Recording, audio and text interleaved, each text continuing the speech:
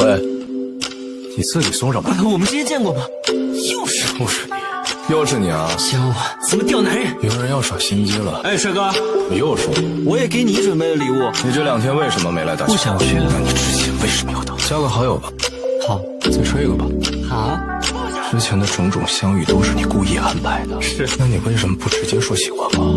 真不行，我可能就趁早脱身，没办法脱身了。你为什么突然对我这么好？你说呢？那你怎么知道你喜欢男的？我也不知道，我喜欢男的。那我就知道，我喜欢你。放我心都乱。他图什么？我心里很明白。那以后我就叫你大宝了。为什么？天天见啊！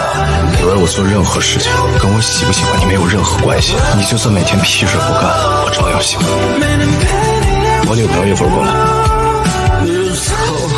我舍不得你。放心，我不会抛弃你的。那如果我骗了你呢？你骗我什么了？其实我根本不是你看到的这样。那是什么呀？好像其实以后你尽管往前冲。这个人有时候爸爸罩着你，看着也挺顺眼的。我应了你的事情，一定会做到。你扪心自问，你到底对他有没有感觉？我承认，我对他是有感觉。其实我挺喜欢你的。